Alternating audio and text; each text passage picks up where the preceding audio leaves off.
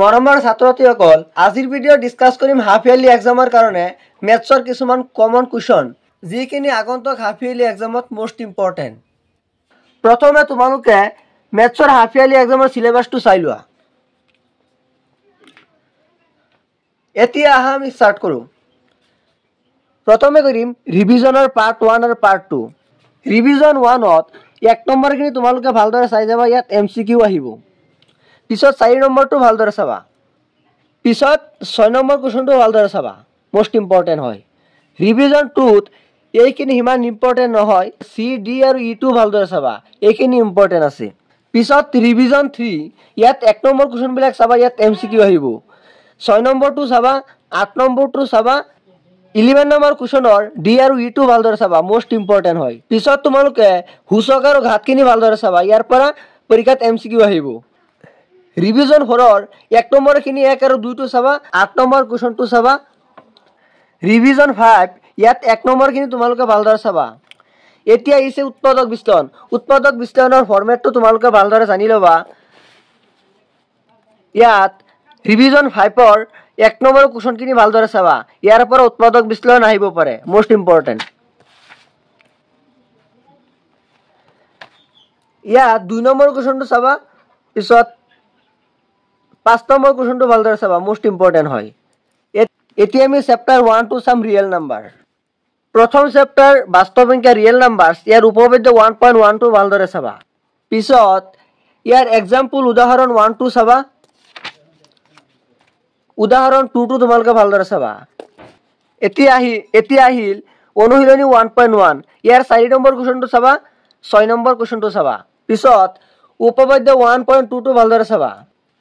পিছত অনুশীলনী 1.2ৰ 4 নম্বৰ কুৱেশ্যনটো আৰু 6 নম্বৰ কুৱেশ্যনটো ভালদৰে চাবা।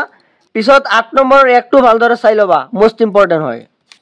পিছত আহিল ৰুট, উপপাদ্য 1.4, ইয়াত প্ৰায় এক্সামত আহি থাকে √2, 5 - √3 আহি থাকে, এইখিনি তোমালোকে ভালদৰে চাবা। অনুশীলনী 1.3 ইয়াত 1 নম্বৰটো আৰু 2 নম্বৰটো ভালদৰে চাবা। পিছত আহিল অনুশীলনী 1.4, ইয়াত সিমান ইম্পৰ্টেণ্ট নাই যদিও 1 নম্বৰ কুৱেশ্যনটো ভালদৰে তোমালোকে চাই যাবা। ইয়াতে আমাৰ 1 নম্বৰ চেপ্টাৰটো হে আৰু 2য় নম্বৰ চেপ্টাৰটো আমি ষ্টাৰ্ট কৰিম। চেপ্টাৰ 2ৰ অনুশীলনী 2.1 ইয়াৰ পৰা কুৱেশ্যন নাহে, এইখিনি নাচালে হ'ব আৰু। অনুশীলনী 2.2ৰ কুৱেশ্যনবিলাক নাহে যদিও 3 নম্বৰখিনি ভালদৰে চাই যাবা। 2 নম্বৰ চেপ্টাৰৰ 2.3 পৰাহে বেছিভাগ কুৱেশ্যন আহে।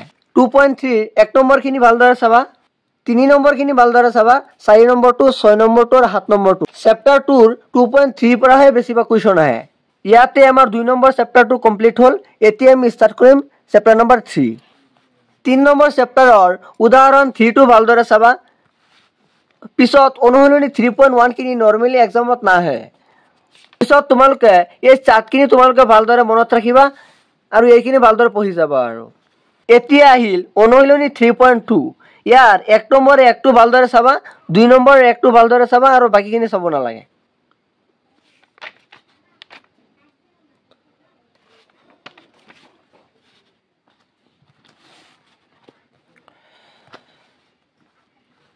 পিছত তোমালোকে 4 নম্বৰ কুৱেশ্যনটো ভালদৰে চাবা, 4 নম্বৰ গোটেইখিনি চাবা আৰু 5 নম্বৰটো আৰু 7 নম্বৰটো ভালদৰে চাই যাবা। এতিয়া আহিল অনুশীলনী 3.3, ইয়াৰ 1 নম্বৰৰ 1 আৰু 2টো ভালদৰে চাবা, 2 নম্বৰ কুৱেশ্যনটো মিছ নকৰিবা, মোষ্ট ইম্পৰ্টেণ্ট হয়। পিছত 3 নম্বৰ কুৱেশ্যনৰ 1 আৰু 2 আৰু 5টো ভালদৰে পঢ়ি যাবা। পিছত 3 নম্বৰ কুৱেশ্যনৰ 1, 2 আৰু 5 নম্বৰটো ভালদৰে প্ৰেক্টিছ কৰি যাবা।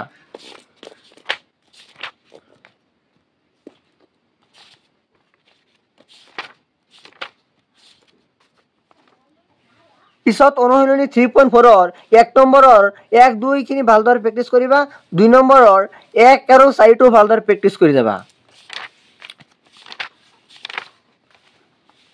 পিছত অনুশীলনী 3.5ৰ 1 নম্বৰৰ 2, 4টো ভালদৰে প্ৰেক্টিছ কৰিবা, 2 নম্বৰৰ 1, 2 আৰু 3টো ভালদৰে প্ৰেক্টিছ কৰিবা।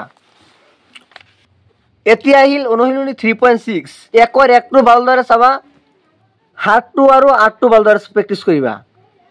পিছত 2 নম্বৰ 1টো ভালদৰে প্ৰেক্টিছ কৰিবা। ইয়াতে আমাৰ চেপ্টাৰ 3 কমপ্লিট হ'ল। এতিয়া আমি চেপ্টাৰ 4টো চাম।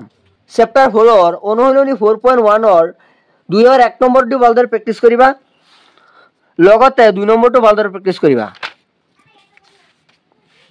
4.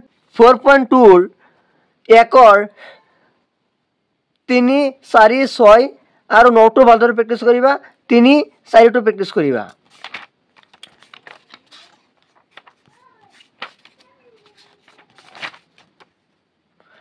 পিছত অনুশীলনী 4.3 1 নম্বৰটো 2 নম্বৰটো ভালদৰে প্ৰেক্টিছ কৰিবা 3 1 2 আৰু 5 ভালদৰে প্ৰেক্টিছ কৰিবা মোষ্ট ইম্পৰ্টেণ্ট হয় পিছত 4 নম্বৰটো ভালদৰে প্ৰেক্টিছ কৰিবা মিছ নকৰিবা এইটো পিছত 7 নম্বৰটো 9 নম্বৰটো আৰু 11 নম্বৰটো ভালদৰে প্ৰেক্টিছ কৰিবা এতিয়া এইখিনি তোমালোকে ভালদৰে পঢ়িবা এতিয়া আহিল অনুশীলনী 4.4 ৰ 1 2 নম্বৰটো ভালদৰে প্ৰেক্টিছ কৰিবা 2 নম্বৰখিনি অলপ চলপ চাই যাবা আৰু 5 নম্বৰটো মিছ নকৰিবা এইটো প্ৰেক্টিছ কৰিবা মোষ্ট ইম্পৰ্টেণ্ট হয় ইয়াতে আমাৰ চেপ্টাৰ 4 টো কমপ্লিট এতিয়া আমি চেপ্টাৰ 6 টো চাম চেপ্টাৰ 6 ৰ অনুশীলনী 6.1 ৰ খালি ঠাইখিনি চাই যাবা এমসিকিউৰ কাৰণে আৰু ইয়াত উপপাদ্য 6.1 টো মিছ নকৰিবা এইটো বহুত ইম্পৰ্টেণ্ট হয় অনুশীলনী 6.2 ৰ 1 নম্বৰখিনি অলপ চাই যাবা পিছত ইয়াৰ 4 নম্বৰটো 5 নম্বৰটো আৰু 9 নম্বৰটো ভালদৰে প্ৰেক্টিছ কৰিবা অনুশীলনী 6.3 6 নম্বৰটো ভালদৰে প্ৰেক্টিছ কৰিবা লগতে 9 নম্বৰটো প্ৰেক্টিছ কৰি যাবা তাৰ পিছত 10 নম্বৰটো 13 নম্বৰটো আৰু 15 নম্বৰটো ভালদৰে প্ৰেক্টিছ কৰিবা ইয়াতে আমাৰ চেপ্টাৰ 6 টো কমপ্লিট এতিয়া আমি চেপ্টাৰ 7 টো ষ্টাৰ্ট কৰিম 7 নম্বৰ চেপ্টাৰ স্থানাংক জ্যামিতি উদাহৰণ 5 টো ভালদৰে চাবা পিছত অনুশীলনী 7.1 ৰ 1 নম্বৰখিনি ভালদৰে চাবা 3 নম্বৰটো প্ৰেক্টিছ কৰিবা এতিয়া আহিম অনুশীলনী 7.2 ৰ 4 নম্বৰটো 5 নম্বৰটো 7 নম্বৰটো 9 নম্বৰটো ভালদৰে প্ৰেক্টিছ কৰিবা এতিয়া আহিম উদাহৰণ 13 আৰু 14 টো ভালদৰে প্ৰেক্টিছ কৰি যাবা মোষ্ট ইম্পৰ্টেণ্ট হয় ইয়াতে আমাৰ চেপ্টাৰ 7 টো কমপ্লিট এতিয়া আমি চেপ্টাৰ 8 টো চাম চেপ্টাৰ 8 ত্ৰিকোণমিতি এই চেপ্টাৰটো বহুতে টান পায় কিন্তু এটো ভালদৰে প্ৰেক্টিছ কৰিলে হৈ যায় এই চেপ্টাৰৰ উদাহৰণ 1 টো ভালদৰে প্ৰেক্টিছ কৰিবা লগতে উদাহৰণ 2 টো ভালদৰে প্ৰেক্টিছ কৰি যাবা এতিয়া আহিছো অনুশীলনী 8.1 ইয়াৰ 3 নম্বৰ আৰু 4 নম্বৰ কোৱেশ্চনটো প্ৰেক্টিছ কৰি যাবা লগতে 8 নম্বৰ 9 নম্বৰ আৰু 11 নম্বৰটো ভালদৰে প্ৰেক্টিছ কৰিবা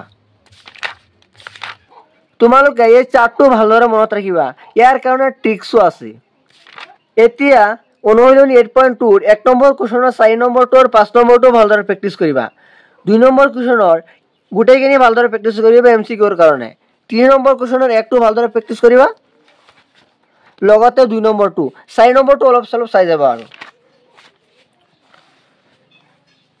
এতিয়া 8.3 ৰ 1 নম্বৰ কোৱেশ্চনটো অলপ চলপ প্ৰেক্টিছ কৰিবা 1 নম্বৰ কোৱেশ্চনটো অলপ চাই যাবা